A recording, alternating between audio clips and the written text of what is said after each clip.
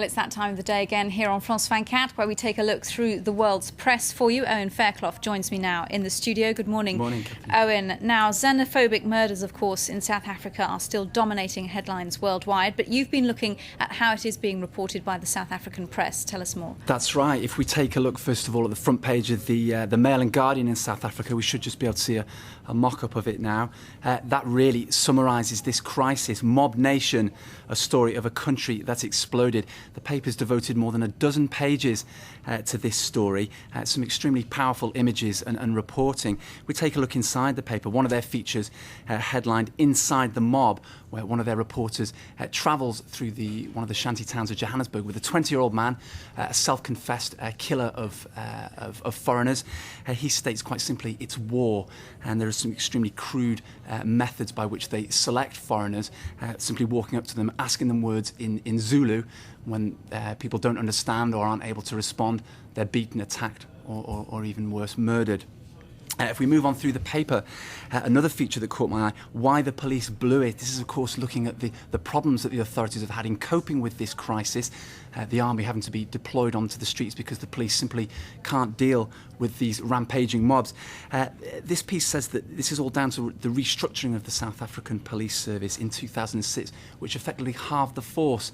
There aren't enough police now to cope with all this violence, and a study last year concluded this was an extremely ill-considered move and raises the question, how will the authorities cope in 2010 when South Africa hosts the World Cup with thousands and thousands of foreigners coming to watch the football? Just staying with the Mail and Guardian, I'll just round off there. An editorial finishes his coverage by putting the historical context, saying Africans never liked one another, making the point that during the 19th century, of course, Africa was colonised by many European powers. This effectively internalised the differences between countries, and it mentions famous examples of xenophobic actions. Idi Amin in Uganda expelling the Indians there during the 1970s. In the early 80s, Nigeria expelling hundreds of thousands of foreigners.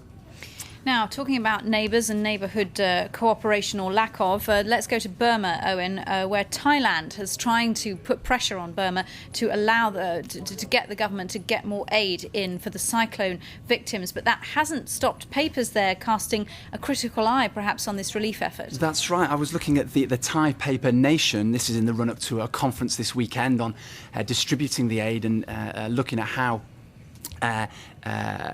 neighbours of Burma who've agreed to distribute this aid couldn't facilitate this. It's interesting that a Thai paper, Thailand is traditionally friends with Burma and not been overly critical. That's starting to change now. The piece there in the Thai paper Nation talks about a credibility gap on behalf of the junta in terms of the figures they've been putting out. There's been massive discrepancies between the numbers they've given of the dead and countries in the West and the estimates they've given.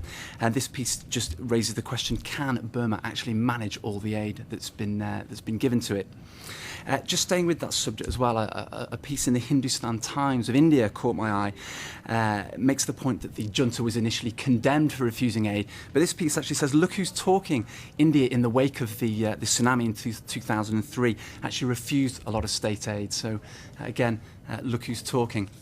Very, very quickly, Owen, a black day for Gordon Brown in Britain, of course. What's happened there? Crewe and Nantwich, Catherine, this could well be an event to remember. The incumbent Labour MP in Crewe and Nantwich been knocked out by a Tory in a by-election.